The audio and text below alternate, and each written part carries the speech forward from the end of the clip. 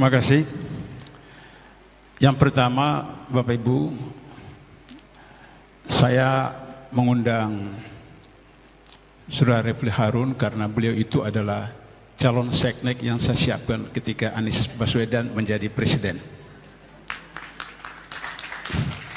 Karena beliau pakar hukum tata negara dan saya undang beberapa kali dalam acara-acara.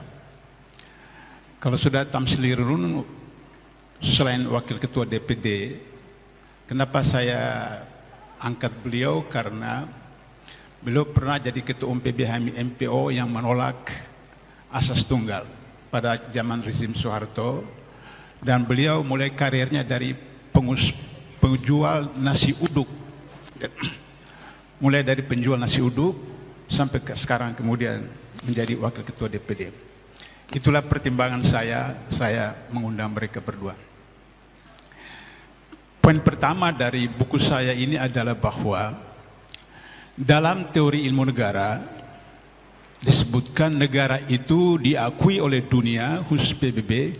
Pertama ada wilayahnya, yang kedua ada rakyatnya, yang ketiga ada pemerintahnya, dan yang keempat ada konstitusinya. Maka dari 17 Agustus 45 sampai sekarang kita punya wilayah dari Sabang sampai Merauke. Kita punya rakyat 285 juta. Kita punya pemerintahan dari Soekarno, kemudian Sapri Bernegara, kemudian Soeharto, Habibie, kemudian Mega, SBY, Jokowi, baru sekarang Prabowo Subianto.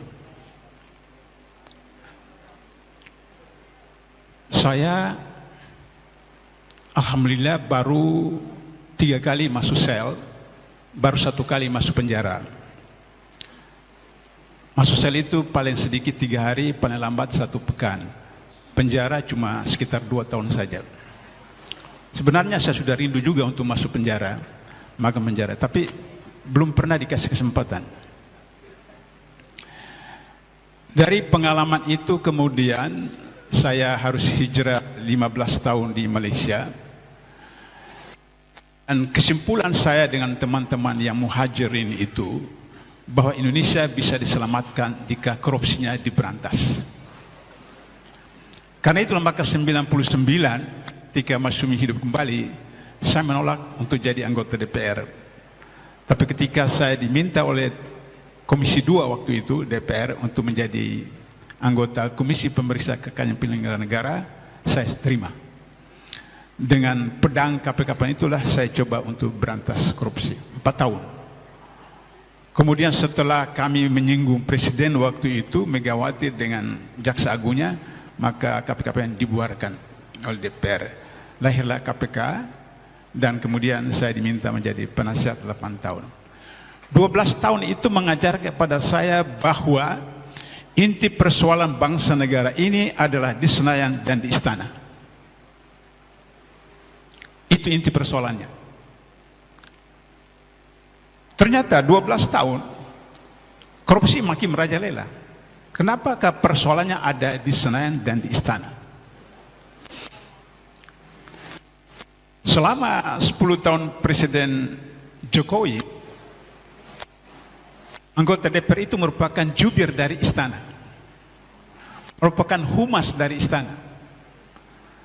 Sejahat-jahatnya Soeharto, masih ada anggota DPRD yang dipecat. Kenapa? Karena mereka melakukan perlawanan. Dulu pada zaman Orde Baru itu disebut dengan recalling, yaitu menelpon kembali melalui orang Soeharto, datang kepada ketua umum partainya, pecat orang itu, maka tarik. Artinya sejahat-jahatnya Soeharto ada perlawanan. Tapi sehebatnya Orde Baru, Orde Reformasi, DPR itu menjadi humas dari Istana. Bukan pengawas, tapi humas, jubir. Sehingga demikian, saya berkesimpulan bahwa kalau begitu kita perselesaikan soal politik. Karena itu kemudian setelah pensiun dari KPK, saya setuju untuk Masyumi diaktifkan kembali. Tapi seperti yang kita duga dan kita sudah prediksi, Masyumi akan diganjal sehingga 2024 tidak bisa ikut. Tapi itu tidak kita berhenti. Maka mendorong saya sampai kepada kesimpulan kalau begitu presidennya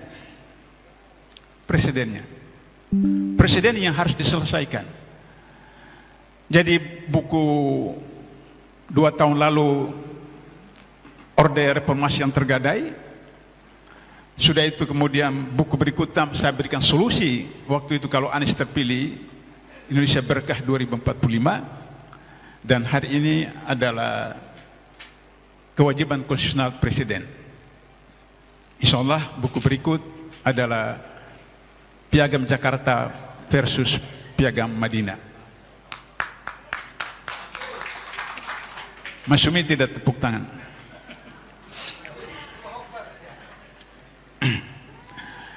Nah, jadi oleh karena itu, kenapa saya sedang siapkan Piagam Jakarta versus Piagam Madinah? Karena ketika Dekret 5 Juli 59, Undang-Undang Dasar dikembalikan, dijiwai oleh Piagam Jakarta. Berarti secara konstitusional Piagam Jakarta itu sah, absah, resmi.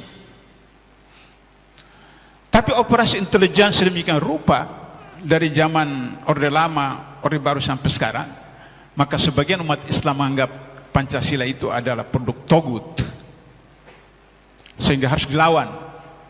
Maka terjebaklah dalam operasi intelijen sekian puluh tahun. Padahal dalam buku sebelumnya dan buku ini saya katakan 9 orang tim perumus Pancasila dan Undang-Undang 45, 9 orang itu 4 orang ulama. Haji Agus Salim, Kiai Haji Wahid Hasim, Abdul Kahar Muzakir, dan Abi Kusno. 4 orang ulama. Sehingga tidak mungkin Undang-Undang Dasar 45 Pancasila itu bertentangan dengan syariat Islam. Bahkan sila ketiga, kerakyatan yang dipimpin oleh hikmah, keseimbangan dan kesetaraan perwakilan, diusulkan oleh Haji Agus Salim.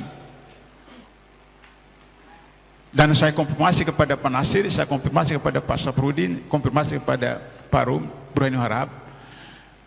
Haji Agus Salim merujuk kepada kasus Umar Ibnu Khattab ketika dalam keadaan luka parah, ditusuk ketika memimpin sholat. Para sahabat mengusulkan agar supaya Umar bin Khattab menunjuk anaknya Abdullah bin Umar untuk menjadi khalifah. Tapi Umar menolak. Umar menunjuk 6 orang formatur. 6 orang formatur itu berdasarkan kaidah ahum syura bainahum, terpilih Utsman bin Affan. Itulah yang digunakan oleh Haji Agus Salim untuk memasukkan sila keempat. Di dalam buku ini saya bagi atas 4 bab. Bab pertama pendahuluan, saya menjelaskan kenapa sebab-sebab kehancuran baik umat Islam maupun bangsa Indonesia pada umumnya, di mana kemudian berujung kepada presiden yang pada bab kedua saya jelaskan presiden tidak memahami filosofi dari sumpah jabatan. Tidak memahami filosofi sumpah jabatan. Dikira seperti beli beras di toko, kemudian saya jual, yang membeli katakan saya beli, selesai. Meskipun yang jual itu dia curangi timbangan. Jadi kurang memahami. Yang kedua, presiden kekurangan kompetensi. Kompetensi itu baik meliputi knowledge, skill, ability, dan attitude. Kita lihat wakil presiden satu negara yang dikenal dengan nama Fufu Fapa, itu akhlaknya rusak, bejat. Jadi tidak cucut. Apalagi skill.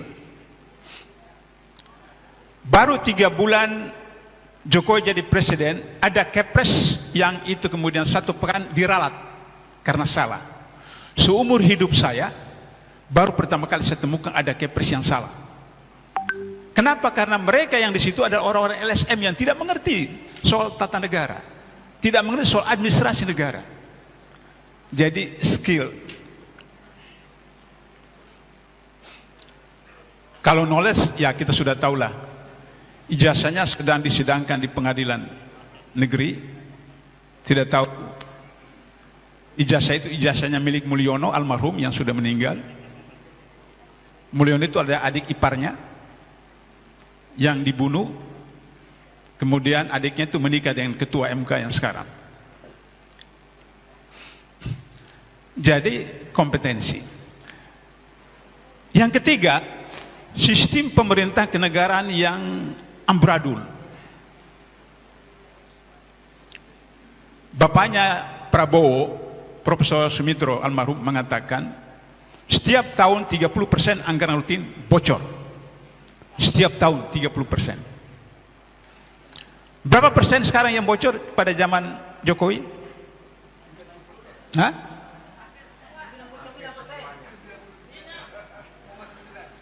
Pengalaman saya 8 tahun di KPK, 42% dari APBN itu tentang pengadaan barang dan jasa. Di APBN 35%. Kasus yang ditangani KPK itu 42% tentang pengadaan barang dan jasa. Berarti APBN yang sekian ribu triliun itu bocor sebanyak 35% kali 42%. Itu zaman saya.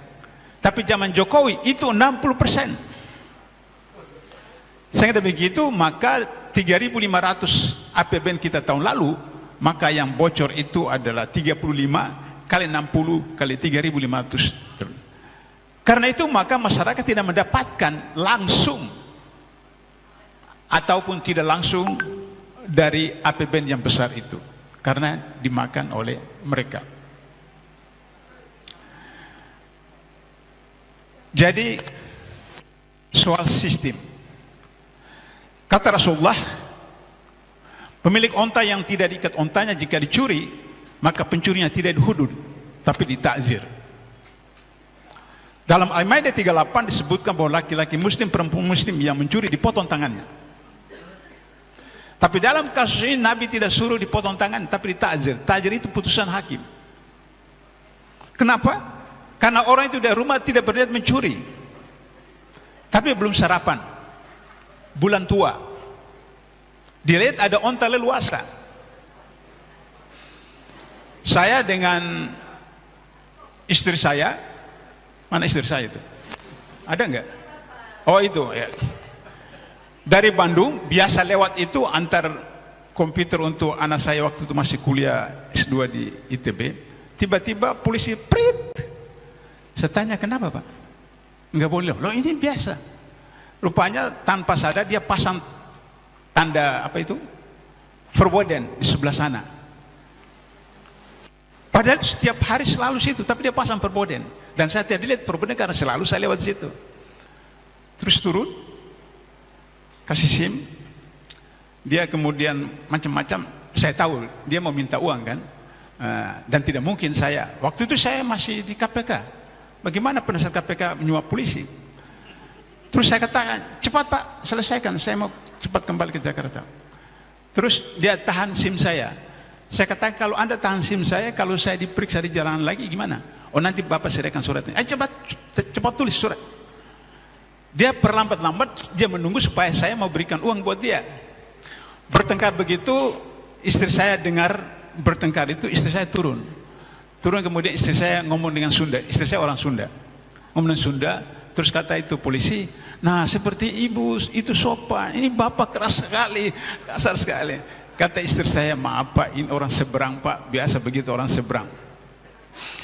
Jadi sekarang saya karena istri orang Sunda sudah mulai juga Sunda-Sundaan seperti itu. Jadi sudah mulai lembut-lembut sedikit seperti itu. Itu bukan kali pertama, beberapa kali seperti itu disiapkan. Jadi itu biasa bulan-bulan tua seperti itu. Karena itu maka kata Nabi, serahkan kepada hakim. Takzir itu putusan hakim. Putusan hakim akan melihat apakah memang betul karena dia lapar, dia tidak tahu dan seterusnya. Tapi dalam Al-Maidah 33 disebutkan ketika kesalahan itu dilakukan mengakibatkan bencana besar, Al-Maidah 33, maka hukumannya adalah disalib, dipotong silang, tangan kiri kaki kanan tangan kiri, atau dibuang negeri. Karena itulah dalam artikel saya yang keempat sekarang tentang Jokowi berdasarkan pasal 2 ayat 2 dan pasal 3 Undang-Undang Tipikor, maka Jokowi harus dijatuhi hukuman mati. Tapi hukum mati itu terlalu ringan buat beliau. Iya, karena selesai. Kalau sistem Amerika saya hitung 70 tahun penjaranya. Sistem Amerika. Tapi KPK pernah terapkan, yaitu ketika Nazarudin. Ketika Nazarudin kasus gratifikasi dan penyuapan jatuhi hukuman 7 tahun. Sudah dipenjara, kemudian ditemukan lagi money laundering, maka diproses lagi, dijatuhi lagi hukuman 6 tahun, sehingga total 13 tahun. Jadi berarti bisa akumulasi. Demikian maka Jokowi kita hitung Undang-Undang Minerba, Undang-Undang KPK, Undang-Undang Cipta Kerja, Undang-Undang Kesehatan, 4 kali 10 sudah 40 tahun. Tapi kalau 15 misalnya seperti ketua MK seumur hidup. Yang dikorupsi ketua MK cuma berapa miliar? Ini Jokowi triliunan seperti itu. Jadi oleh karena itu maka kalau tidak jatuh hukuman mati, maka paling tidak 70 tahun dan disita semua kekayaannya. Jadi dalam bab 2 itu saya jelaskan tentang bagaimana filosofi dari seorang presiden, di mana dalam sumpahnya, demi Allah saya bersumpah. Demi Allah, bukan demi harta, bukan demi istri, bukan demi suami, demi Allah. Jadi presiden waktu sedang bersumpah di depan Allah. Baru kemudian bab ketiga tentang bagaimana aplikasi yang disebutkan di dalam Muka 45, bagaimana melindungi wilayah dari Sabang sampai Merauke. Dan pada zaman Jokowi sudah ada 25 pulau yang tenggelam dan beberapa wilayah yang disewakan, dan kemudian PSN, kasus PIK yang terbaru ternyata terbongkar puluhan PSN di seluruh Indonesia. Ini menyangkut wilayah. Tentang bangsa. Problem bangsa kita adalah ada beberapa hari lalu pagar, kemudian keluar negeri dan seterusnya. Kabur. Kenapa kabur? Karena rakyat Indonesia itu dianggap seperti sampah. Di Morowali dan lain-lain, pekerja dari Cina dan asing, sementara penduduk setempat itu miskin, atau kalau kerja gajinya mungkin sepertiga daripada gaji tenaga kerja Cina. Akhirnya kemudian banyak orang yang keluar negeri. Anak buah Habibie di PTPN Bandung itu semua diterima di Malaysia, kerja di sana. Kalau ibu-ibu beli jagung buah, satu buah katakanlah Rp5.000, di Malaysia juga Rp5.000, ekvalen berarti RM2, RM1,50. Tapi kalau ketika sudah jadi jagung rebus, maka di Malaysia mahal daripada Indonesia. Kenapa? Harga upah tenaga kerja itu dibayar mahal.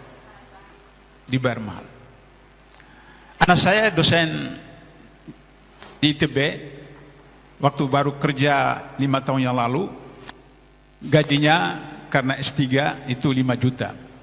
Istrinya sama-sama lulusan S3, 0 pengalaman, jadi dosen di Malaysia. 5 tahun lalu itu 30 juta.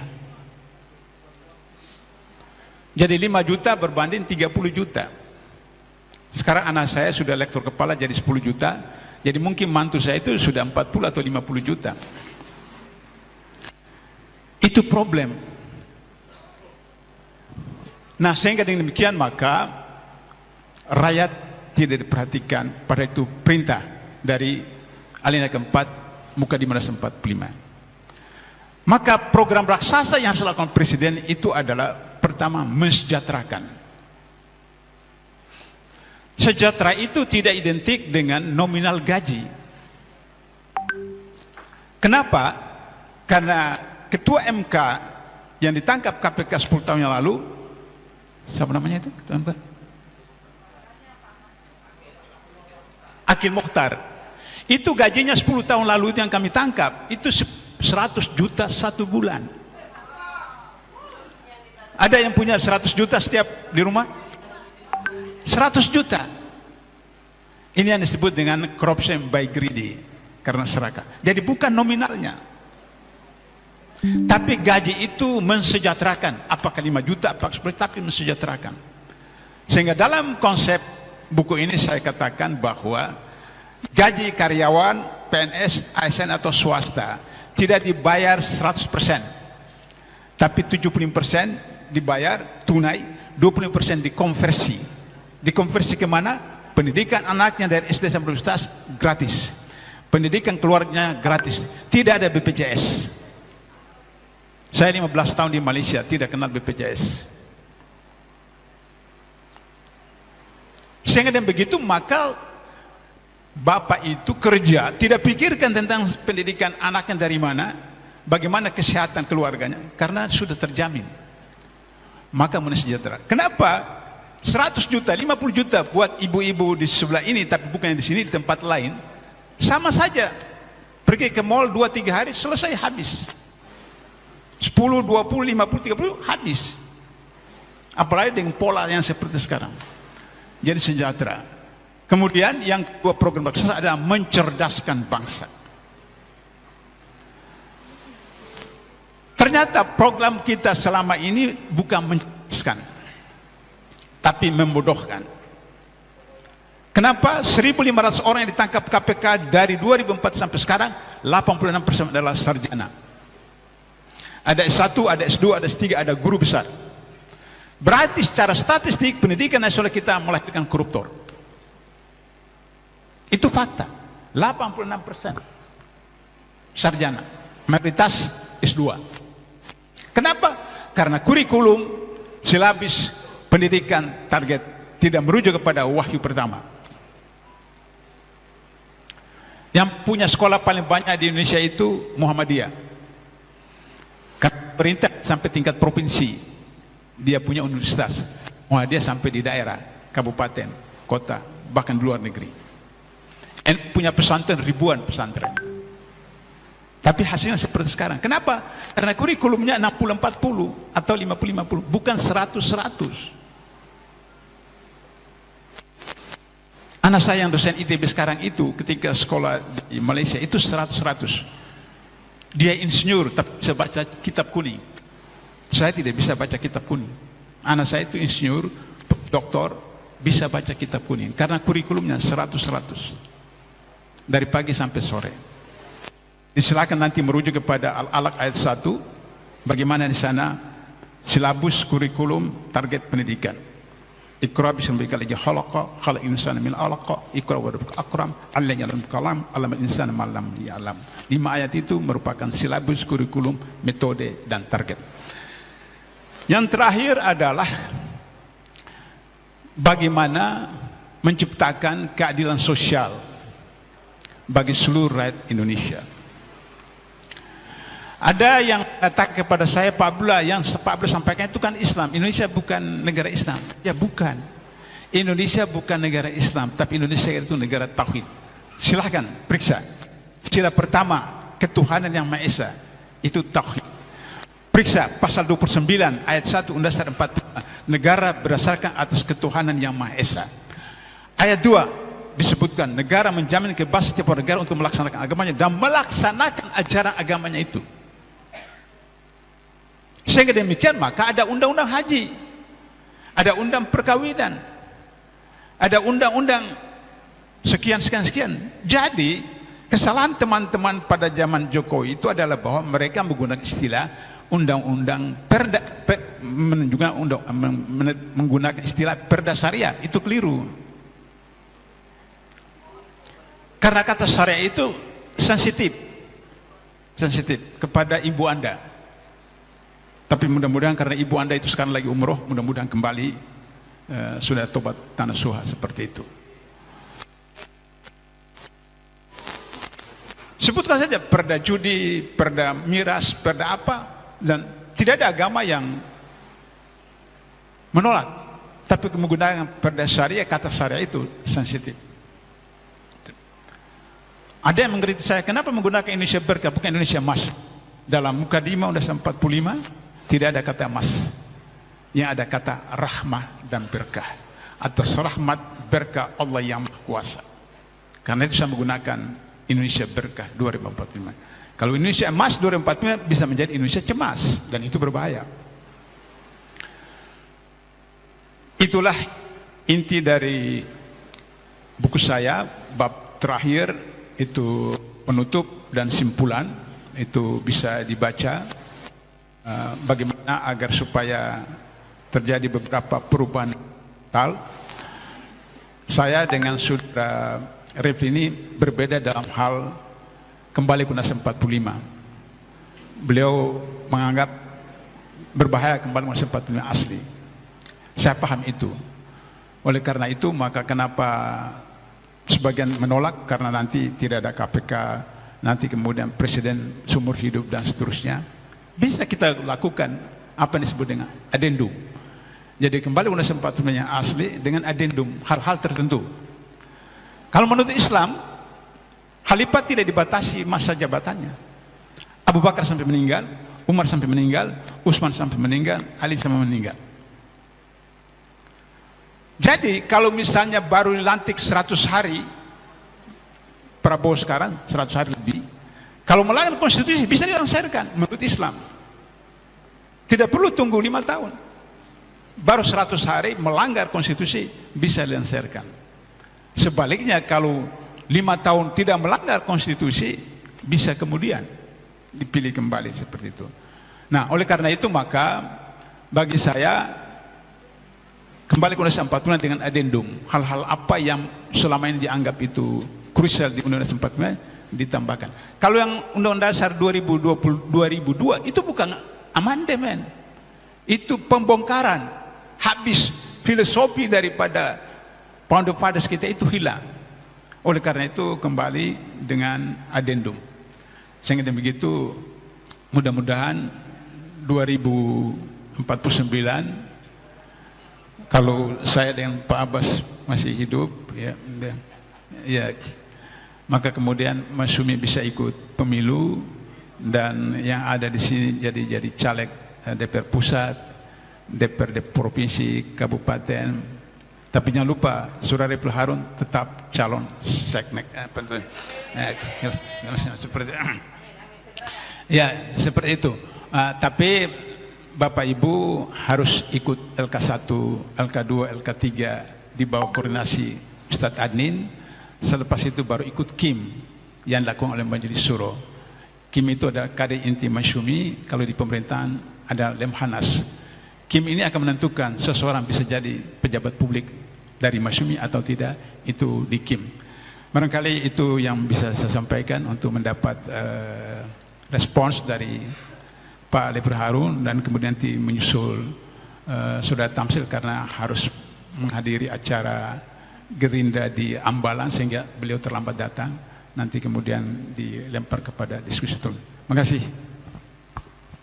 Luar biasa, kita berikan aplaus untuk guru kita Dr. Kiai Haji Abdullah Hamahuwa.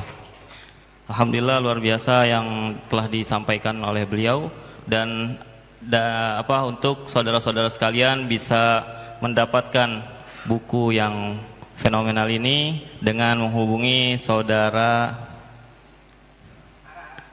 saudari Ara dan saudara Mumu, ya, bisa langsung kepada beliau untuk mendapatkan buku yang sangat luar biasa ini.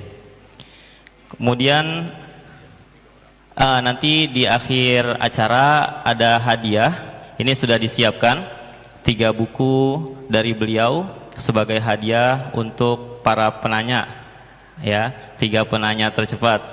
Maka disimak hingga acara selesai dan bisa mendapatkan hadiah tersebut. Oke, langsung saja kita kedatangan para panelis yang sangat luar biasa ini yang telah hadir, yaitu Bang Refli Harun. Bagaimana kita mengenal beliau itu sudah luar biasa, ya, terutama dari YouTube beliau itu, ya, cadas-cadasnya, keren cadas, ya. Sedikit memberikan informasi terkait biografi singkat beliau. Nama Refli Harun, lahir 26 Januari 1970. Beliau pun juga seorang dosen, juga pakar hukum tata negara dan pengacara Indonesia. Kemudian beliau pernah mengenyam pendidikan di UGM, ya, salah satu kampus terbaik di Indonesia. Nah, untuk mempersingkat waktu, langsung saja apa tanggapan dari Bang Refli Harun terkait pemaparan yang sudah disampaikan oleh guru kita Dr. Kiai Haji Abdullah H. Mahua. Kepada beliau dipersilahkan. Ya, terima kasih ibu-ibu dan bapak sekalian. Assalamualaikum warahmatullahi wabarakatuh. Pertama-tama saya ucapkan terima kasih pada Pak Abdullah yang sudah mengundang saya, yang terus mempercayai saya sebagai calon Mensesnek, walaupun saya sebenarnya pengen jadi calon presiden.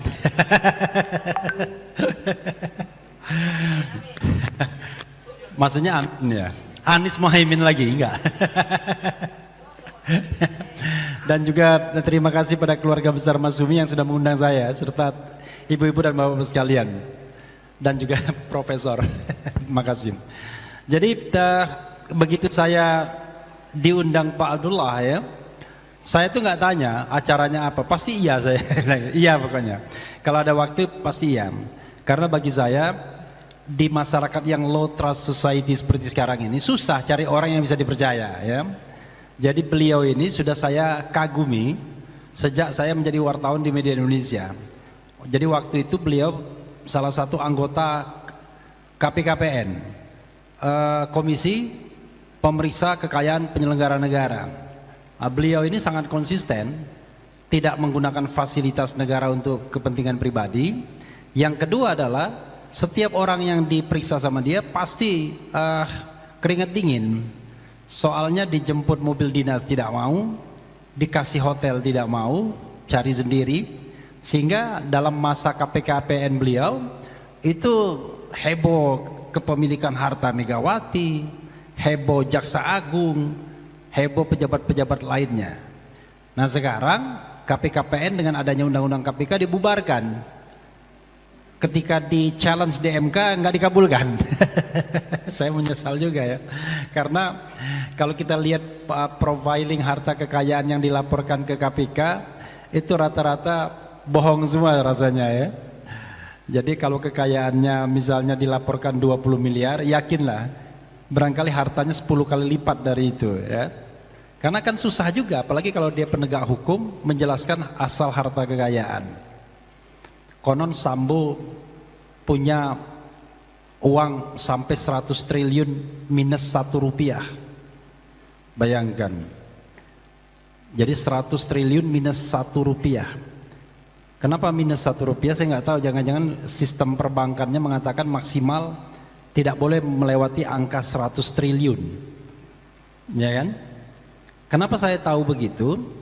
Karena saya tahu dari Irma Huta Barat yang mendapatkan pemberitahuan dari Bank Negara yang mengatakan bahwa dana itu dibekukan, dan itu suratnya yaitu jumlahnya 100 triliun minus 1 rupiah. Dan itu di suratnya disampaikan ke Sungai Bahar, tempat kediamannya Joshua. Siapa waktu itu pangkatnya?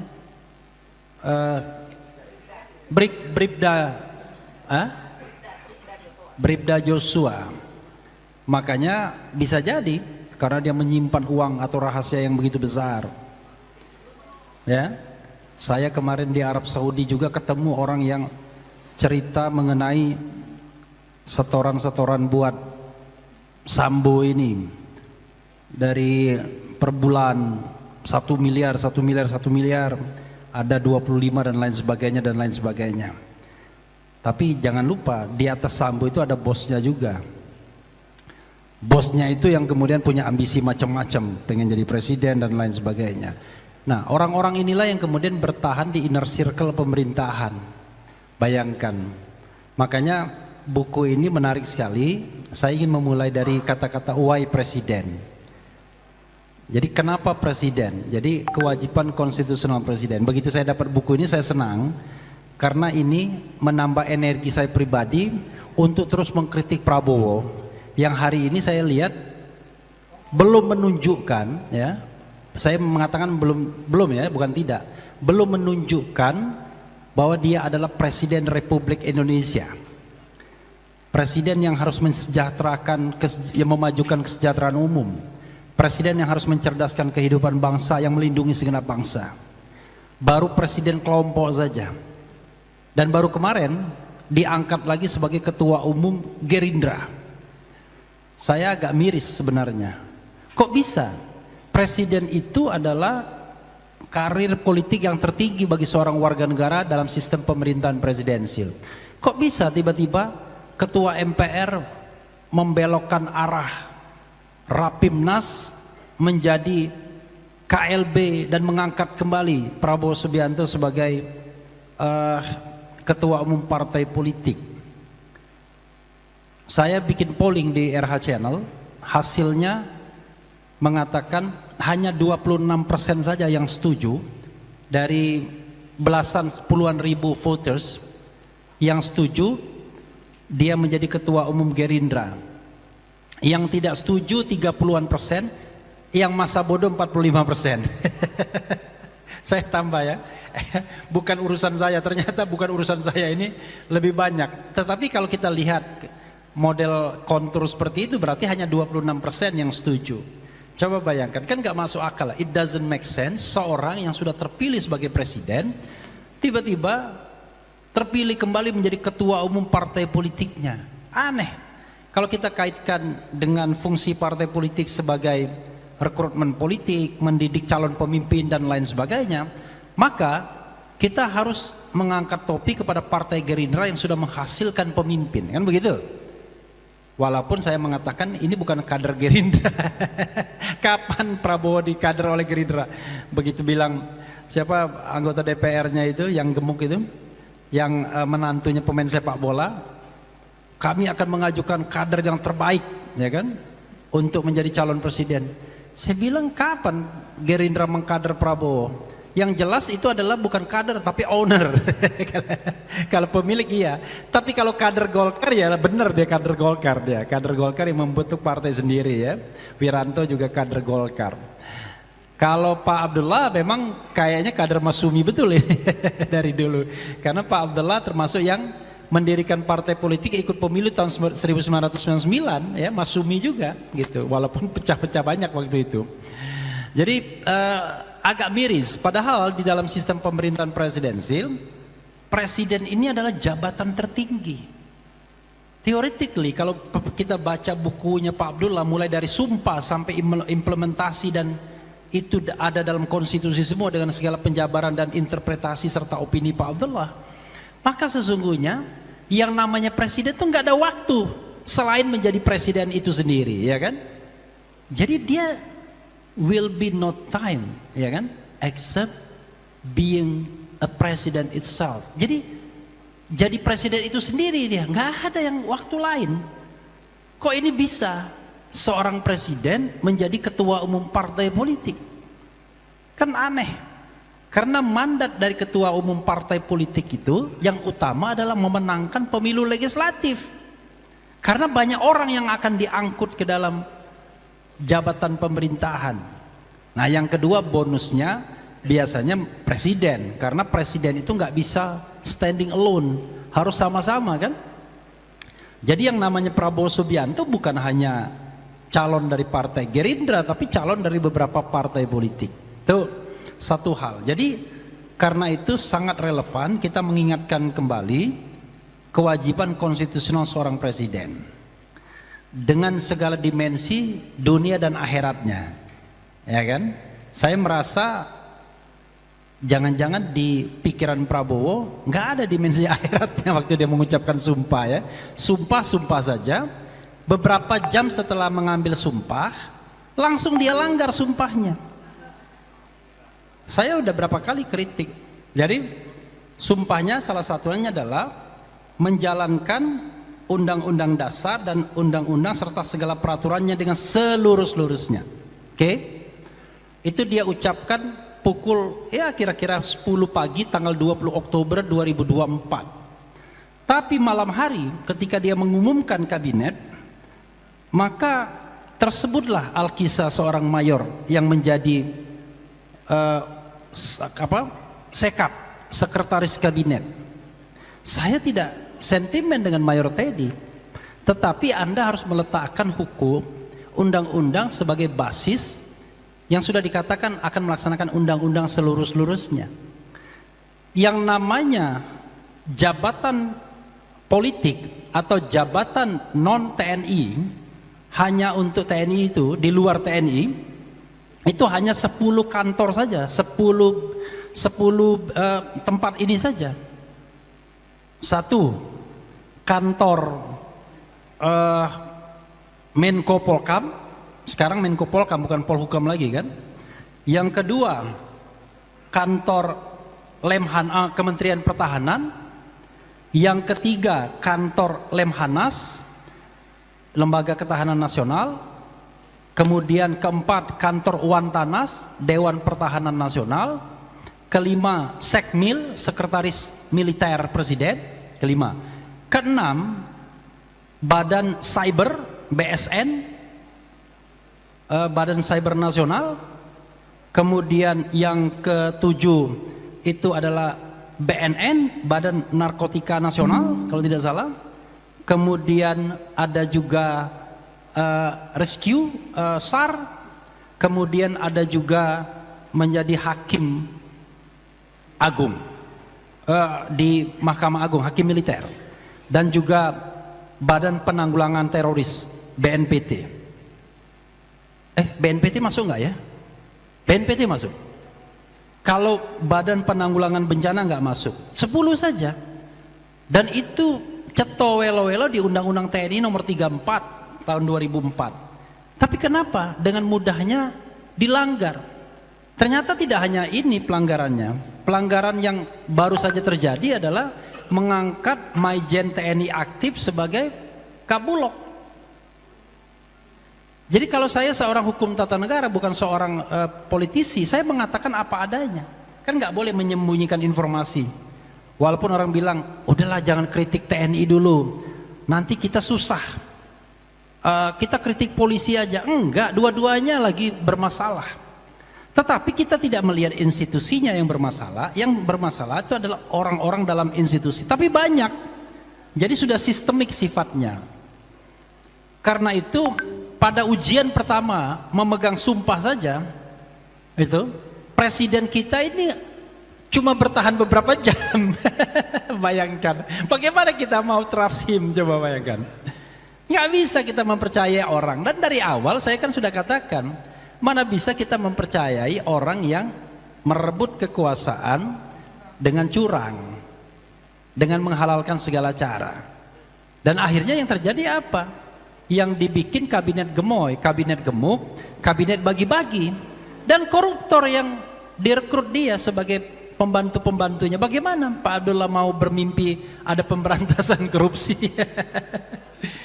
Mau contoh misalnya, kita contoh yang sudah ketahuan aja ya, Dito Aryo Tejo. Kan sudah jelas terima dana BTS 27 miliar dan dikembalikan oleh pengacaranya. Kan itu kan cetowelo-welo sudah diumum. Kemudian Edi Hiarij yang pernah jadi tersangka karena menerima gratifikasi lolos di pra peradilan. Jangan lupa, pra peradilan kan bukan substansi. Pra peradilan itu hanya bicara tentang prosedur yang tidak dilakukan secara baik. Dan itu pun sudah tebang pilih juga. Kalau Anda dekat dengan pemerintah atau cukong di pemerintahan, Anda akan lolos pra peradilan. Edi Hiarij lolos, Paman Birin lolos. Tapi coba Hasto sekarang enggak lolos. Coba kalau Hasto 5 tahun yang lalu lolos dia di pra peradilan. Hasto sekarang enggak lolos. Tom Lembong enggak lolos. Jadi orang-orang yang diincar oleh pemerintahan, makanya sebenarnya kok kayaknya nggak dejavu ya, nggak ada bedanya antara pemerintahan sekarang dan pemerintahan sebelumnya. Apakah hukum masih dipegang oleh geng Mulyono? Pertanyaannya. Dan Prabowo sebagai presiden tidak berdaya. Ini kan jadi persoalan. Karena bagi saya dari perspektif hukum tata negara, kawan-kawan semua, ibu-ibu dan bapak sekalian, saya tidak bisa menyalahkan Mulyono. Lagi ada laginya ya. Why? Karena yang megang tongkat komando kepresidenan dengan segala kewenangannya adalah Prabowo. Kalau Prabowo perintahkan tangkap, ya tangkap. Selesai. Orang yang Polri di bawah dia, kemudian kejaksaan di bawah dia, KPK pun berdasarkan undang-undang yang baru juga di bawah presiden. Undang-undang nomor 19 tahun 2019. Jadi apalagi yang membuat dia sulit untuk melaksanakan itu semua? Kan jadi this is the question. Nggak boleh ngatain tapi kita ya. Jadi walaupun dalam kondisi marah pun nggak boleh ngatain orang ya. Tetap ini kan konstruktif ya. Saya tidak ngatain, saya kritik. Saya tetap bilang Prabowo ya, tetap bilang Jokowi dan lain sebagainya. Nah, ini menjadi persoalan bagi kita. Di tes pertama saja sudah nggak lolos, apalagi tes-tes berikutnya. Tes implementatif, bagaimana misalnya menjadi presiden bagi semua warga negara Republik Indonesia, bukan presiden buat partai Gerindra saja. Nggak lolos juga tes ketika pilkada kemarin. Coba bayangkan betapa repotnya orang-orang Gerindra menjelaskan bahwa dukungan presiden kepada Ahmad Lutfi, kepada Ridwan Kamil itu adalah dukungan sebagai ketua umum partai politik atau Gerindra. Siapa yang bisa membedakan dalam hal apa Prabowo itu tiba-tiba dia mengatakan ini saya bicara sebagai ketua umum Gerindra. Dia jabatan presiden itu 24 hours, maka itu nggak boleh dia dimadu dimadu dengan jabatan lain, ya kan? Karena kalau dimadu dengan jabatan lain itu akan mengganggu dan akan kalah pastinya harusnya. Jadi dia tidak boleh merangkap ketua dewan pembina harusnya. Karena dia primus inter pares. Tidak ada lagi yang lebih tinggi daripada presiden. Kalau dia gubernur, bupati, wali kota, oke lah, masih ada ya kan? Masih ada struktur atasnya. Tapi ini udah paling atas. Kalau dia melakukan kesalahan-kesalahan, orang bingung. Dalam budaya politik Indonesia yang patriarki, akan bingung. Bayangkan hari ini dia baru 100 hari lebih menjalankan pemerintahan. Sudah ada pencalonannya kembali sebagai calon presiden 2029. Ini kan sontoloyo namanya. Kita belum tahu bagaimana kinerja dia, ya kan? Apakah dia amanah atau tidak? Apakah menurut ukuran buku ini dia melakukan kewajiban konstitusionalnya atau tidak? Buku ini kan bisa menjadi ukuran, patokan. Apakah checklist? Apakah dia menjalankan kewajiban konstitusional atau tidak mulai dari sumpah sampai implementasinya. Nah barulah kemudian kita menilai sebagai partai politik, sebagai rakyat Indonesia ini layak untuk dilanjutkan jabatannya, kan begitu. Ini belum apa-apa, tiba-tiba Jokowi datang dari Solo ke Hambalang, dukung juga Prabowo di 2029, PSI yang menggadang-gadang Gibran dukung juga, kan begitu. Kelihatannya dia mau mepet terus ke Prabowo. Jadi kebutuhannya adalah kalau kita bicara tentang timelinenya, nanti makin butuh siapa yang paling butuh antara Prabowo Jokowi? Jokowi yang akan membutuhkan Prabowo terus menerus karena Prabowo yang pegang jabatan. Ya saat ini, tetapi nanti makin lama makin jauh, tapi makin lama makin mepet terus yang namanya Jokowi. Kenapa? Biasanya dalam kepemimpinan yang feodalistik, orang lebih suka dipuji, orang lebih suka dipepet dibandingkan dikritik. Saya kemarin ada seorang pejuang ya, mujahidah dari kalau saya sebutkan daerahnya pasti tahu. Telepon saya mengenai seorang aktivis yang dulu sama-sama kita, yang sekarang sudah menjadi tim sana ya kan, sudah mulai main ancam dia. Kita udah berpihak pada Prabowo nih. Kalau kamu tetap di sana, kita sudah mapping nih. Mana Refli Harun, mana Said Didu katanya, mana ini. Allahu Akbar, saya pikir. Kok orang bisa begitu ya mikirnya? Kita ini berpikir amar ma'ruf nahi mungkar. Presiden benar kita bilang benar, presiden salah kita bilang salah. Kita tidak melihat dia bahwa wah saya berpihak pada Prabowo sekarang, lo mau apa? Ya kan? Enggak bisa begitu. Bayangkan, ini teman yang namanya pengangkatan Bulog aja dibenarkan sama dia. Saya nggak mau menyebutkan namanya, nanti jadi nggak enak dianya kan? Disebut benar katanya, kita harus TNI aktif. Gini, kalau kita patuh kepada undang-undang, maka tegakkan undang-undang. Tapi kalau kita nggak patuh hukum, ya sudah buang aja hukum. Kalau hukum mau dibuang, artinya kita hukum rimba.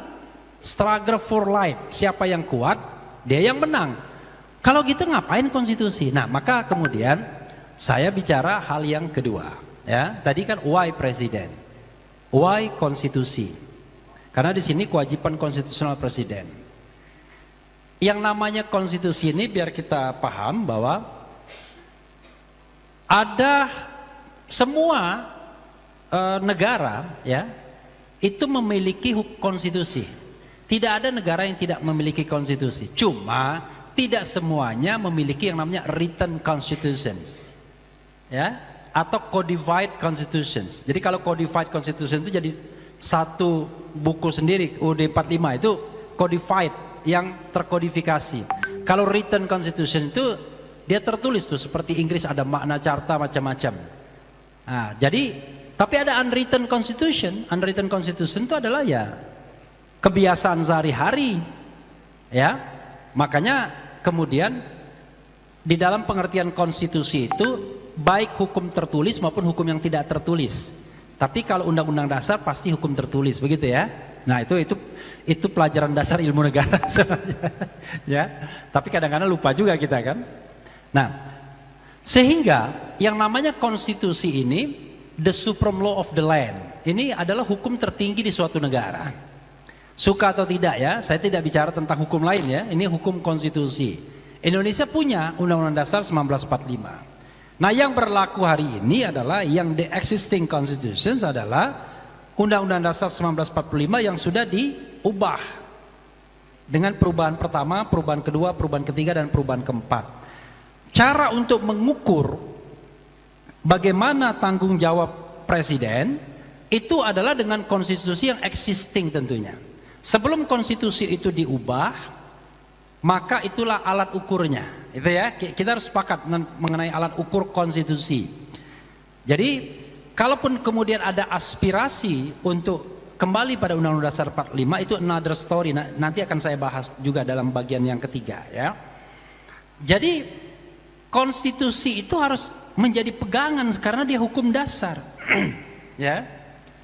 Tidak boleh kemudian konstitusi itu disimpangi. Makanya kemudian ada Mahkamah Konstitusi sebagai the guardian of the constitutions.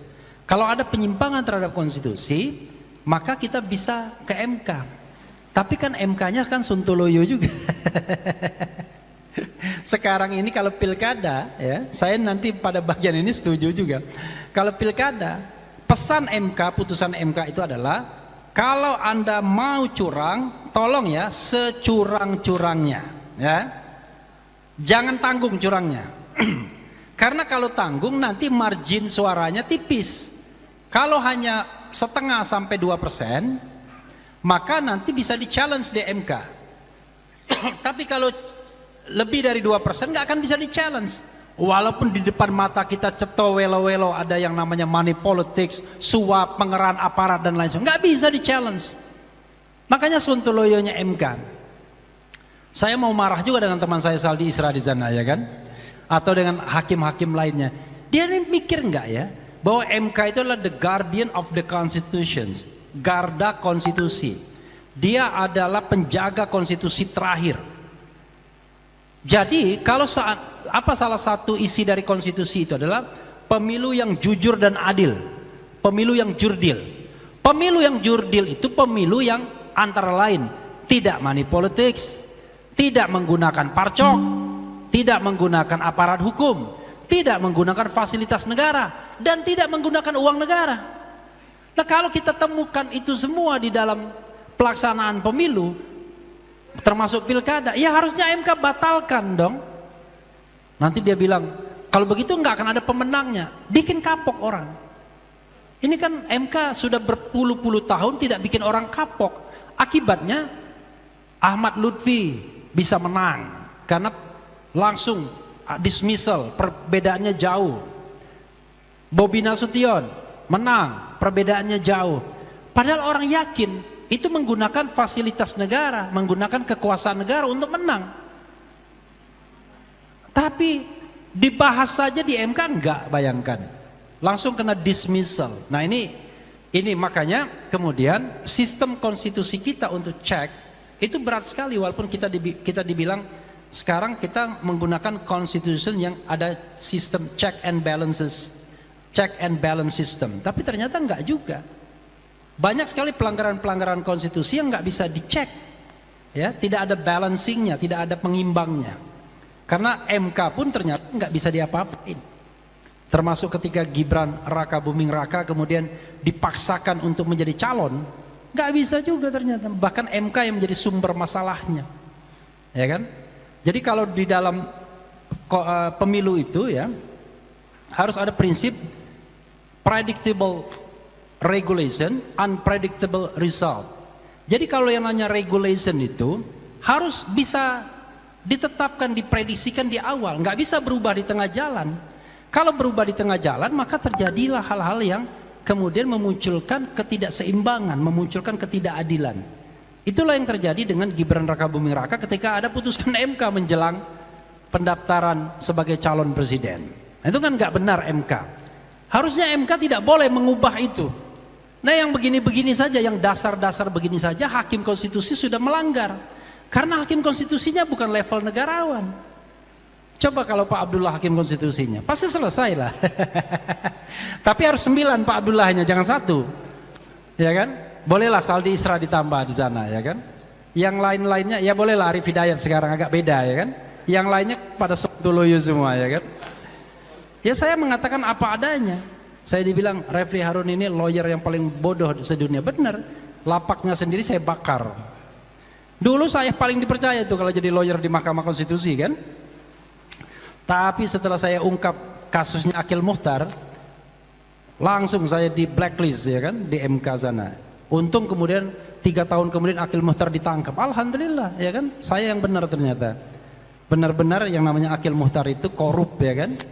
Memang dia tertangkap hanya 3 miliar uang suapnya, tetapi yang didapatkan KPK minimal 150 miliar minimal. Sampai sekarang pasti masih ada kan. Oke, jadi konstitusi itu hukum dasar yang harus ditaati, terutama harus dipegang oleh presiden.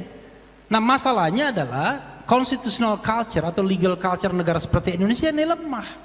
Orang Indonesia ini gampang sekali melanggar hukum, melanggar konstitusi mudah sekali.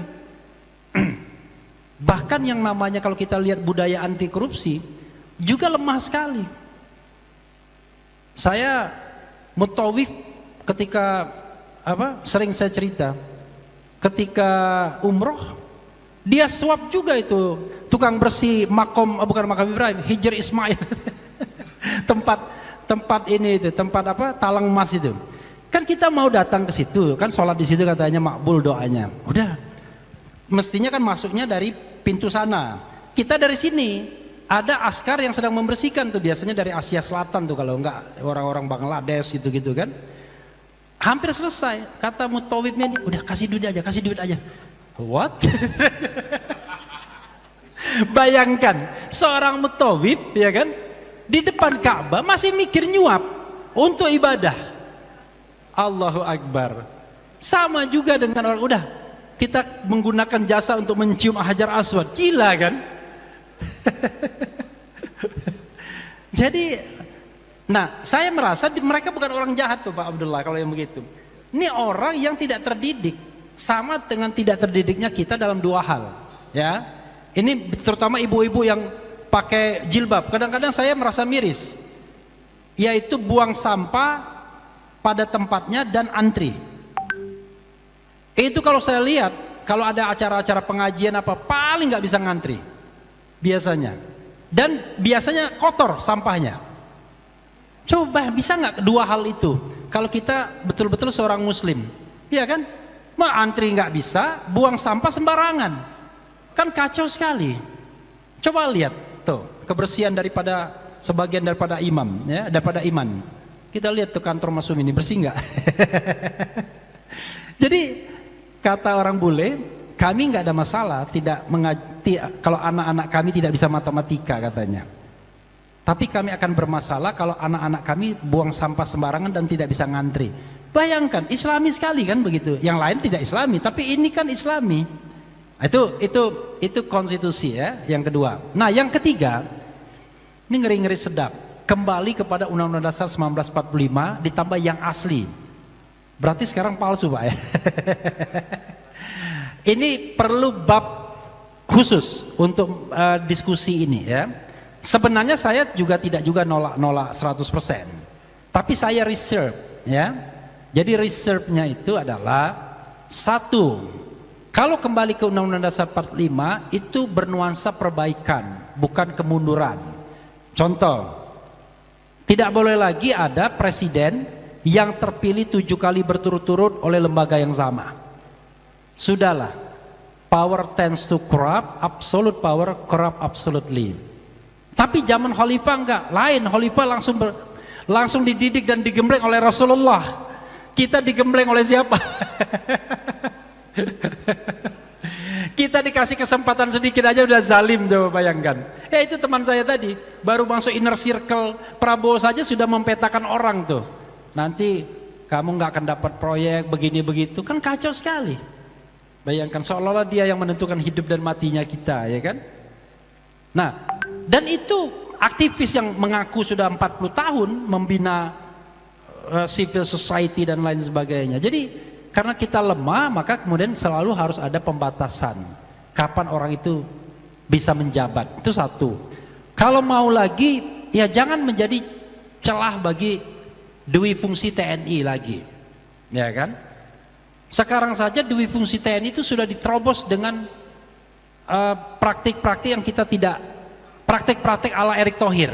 Kan Erick Thohir yang kemudian membuka keran bagi TNI Polri aktif karena dia ingin cari nama pada waktu 2024 kemarin untuk cari calon presiden. Dia kasih jabatan-jabatan tertentu untuk TNI dan Polri, termasuk juga ormas-ormas Islam, ya kan? Sampai dia pun ikut anggota ormas Islam tersebut, ya kan? Coba bayangkan, ini kan sudah jelas yang namanya menyalahgunakan jabatan. Ngomong seperti ini memang pasti dimusuhin, ya nggak apa-apa, ngomong yang benar dimusuhin, ya kan? Soalnya kalau tidak dimusuhin gampang ngomong yang baik-baik, melipir, ya kan? Kemudian kita puji-puji terus menerus, udahlah jadilah kita. Tapi masa kita tujuan hidup kita mau jadi pejabat, jadi mensesnek dengan cara melipir, ya kan? Kita ingin jadi mensesnek dengan cara gagah. Masa dengan cara melipir, ya kan? Cara gagah itu adalah prinsip, ya kan? Kalau saya mau masuk kekuasaan, kalau prinsipnya begini, kalau enggak. Saya diundang orang istana, enggak mau datang saya. Diundang oleh wakil menteri, enggak mau datang saya. Diundang oleh inner circle Prabowo, enggak mau datang saya. Diundang orang yang mengaku dekat sama Aguan, enggak mau datang saya. Kenapa? Daripada fitnah, mending saya datang undangan Abdullah Hehamahua. Iya, kan begitu. Jadi Itu kembali, jadi kembali kepada Undang-Undang Dasar 45 itu sesuatu yang bukan saya tolak 100%. Nah, termasuk ide, apakah kita butuh pemilihan langsung atau tidak langsung? Ini juga harus kita pikirkan. Apa soal kita yang paling sudah ya? Apa persoalan kita yang paling besar di dalam pemilihan langsung ini? Apa persoalan dalam hal paling besar dalam pemilihan langsung? Apa? Apalagi? Anggaran, apalagi? Penyelenggara, apalagi? Hah? Nah, itulah kalian ya kan, yang dipikirkan anggaran, money politics. Padahal itu cuma sekedar hal-hal yang sekitarnya. Yang paling inti itu adalah terpilihnya pemimpin yang tidak amanah. Kan begitu. Terpilihnya pemimpin yang tidak amanah, tidak fatona, ya kan? Tidak tablik.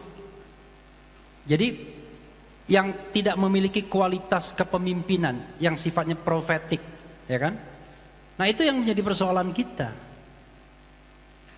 Instrumen untuk mengatakan pemimpin itu tidak amanah mudah. Kalau dia dipilih dengan cara curang, menghalalkan segala cara, melakukan money politik, pasti tidak amanah. How come? Orang amanah yang merebut kepemimpinan seperti itu, karena itu udahlah omong-omong soal Prabowo selesai sebenarnya.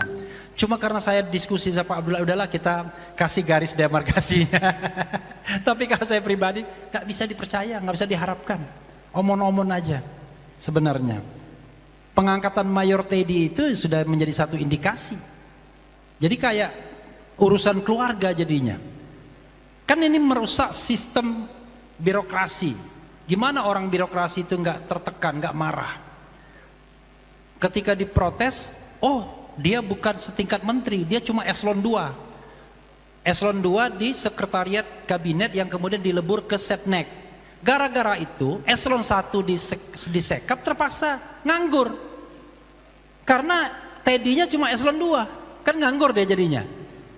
Teddy-nya eselon 2, tapi walaupun eselon 2 hanya satu-satunya eselon 2 yang kalau duduk di depan ada acara, ada tamu negara, dia di samping Prabowo. Ini eselon 2 atau eselon 0 sebenarnya? Lebih daripada eselon 1. Saya tidak cemburu. Yang saya katakan adalah kita ini berbirokrasi, bertata negara, ya kan? Ini kan bukan soal the right man on the right place atau the right person on the right place. Ini enggak, the right position, ya kan, on the right place. Kalau posisinya eselon 2, ya Anda nggak bisa. Tetapi kan urusan dengan Mayor Teddy kok urusan personal. Ketika seorang pemimpin membawa private interest dia ke dalam public interest, nggak bisa kita percaya. Udah pasti nggak bisa dipercaya. Makanya berat jadi pemimpin itu. Berat jadi pejabat. Enak nggak jadi pejabat kan? Kalau nggak jadi pejabat kita nggak sempurna nggak apa-apa. Tapi kalau jadi pejabat harus sempurna. Makanya Pak Abdullah Hamahwa pernah jadi pejabat karena dia sudah sempurna dia. Pernah jadi anggota KPKPN, pernah jadi penasihat KPK, dan itu semua di era pemerintahan sebelum Mulyono. Kalau pada era Mulyono, aku yakin saya nggak akan terpilih. Dan ternyata betul, ketika mencalonkan diri sebagai calon pimpinan KPK nggak terpilih. Pada masa, memang sih pada masa SBY terakhir, tapi sudah tahu nih bau-bau bagaimana memperjuangkan kepentingan-kepentingan yang sifatnya koruptif. Dan memang benar, sumber dari korupsi di Indonesia, sumber masalah kita di dua lembaga ini, presidensi, istana, dan DPR. Karena tidak berlaku yang namanya sistem check and balances, ya.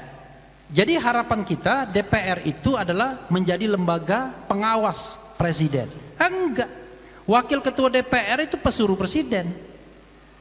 Agenda-agenda presiden kemudian dia desakkan di DPR. Loh gimana? Bukan menjadi pengawas, kita pilih dia jadi pengawas, dia ternyata bukan jadi pengawas. Oke. Kemudian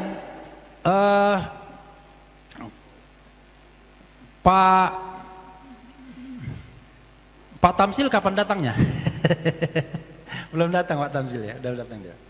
Dan terakhir ya, saya berharap bahwa di antara kita mulai berpikir tentang sesuatu yang out of the box. Rasanya kalau kita pakai inbox ya, mungkin nggak bisa lagi Pak Abdullah ya. Walaupun pemerintahan ini baru 100 hari, jadi out of the box. Tapi saya kira kita juga harus menyiapkan diri sebagai generasi-generasi yang tidak mudah terbeli. Kalau mudah terbeli susah sekali kita. Begitu kita mendapatkan kesempatan untuk menjabat, wah, kita lebih rakus daripada orang yang sebelumnya kita kritik. Dan itu terjadi, it happened many times. Jadi ketika misalnya dulu geng Gus Dur datang ke istana, banyak sekali orang menganggap mereka rakus, ya kan? Tiba-tiba digantikan pada geng berikutnya, sama. Nah sekarang konon kalau Anda bicara proyek dan lain sebagainya harus bicara sama partai ini, ya kan? Kalau tidak dengan partai ini proyek tidak akan goal dan lain sebagainya. Gimana kita mau bernegara yang benar? Ya. Lalu menteri-menteri coba cek kekayaan mereka. Kalau seorang penegak hukum ada kekayaan sampai ratusan atau puluhan miliar, kita bingung dari mana. Penegak hukum yang benar itu Pak Abdullah. Setelah 8 tahun jadi penasihat KPK, nggak punya apa-apa. Gajinya berapa Pak? Lumayan tapi gajinya kan 30-an. Tapi gaji 30 juta itu nggak cukup Anda untuk hidup mewah. Jadi kalau ada misalnya penegak hukum tiba-tiba Lexus, tiba-tiba minimal Camry misalnya, kita harus bertanya dari mana uangnya, ya kan? Either gratifikasi atau suap, itu saja, gampang. Tapi kalau mengandalkan gaji negara nggak akan cukup. Berapa gaji seorang Kapolri, berapa gaji seorang menteri dan lain sebagainya. Kecuali kalau Anda kayak teman saya 10 tahun jadi komisaris Pertamina, itu boleh. Itu ratusan miliar Anda akan dapat kalau 10 tahun jadi komisaris Pertamina. Tantiemnya, ya. 10 tahun jadi Bank Mandiri seperti Menteri Kesehatan. Itu bisa, kekayaannya bisa sampai ratusan miliar. Tapi kalau business as usual, Anda hanya mengabdi pada negara, tidak ada bisnis dan lain sebagainya, maka Anda nggak bisa hidup mewah. Tetapi kalau Anda bisnis, hati-hati dengan trading in influence. Mudah-mudahan nanti kita banyak bicara lagi untuk out of the box ini. Yang penting jangan berputus asa dari rahmat Allah, Pak ya. Jadi kita yang namanya kejayaan, kekuasaan itu dipergilirkan. Nanti kalau saatnya kita berkuasa, kita jangan seperti mereka, harus amanah ya. Karena Indonesia butuh orang-orang yang committed. Makasih. Assalamualaikum warahmatullahi wabarakatuh.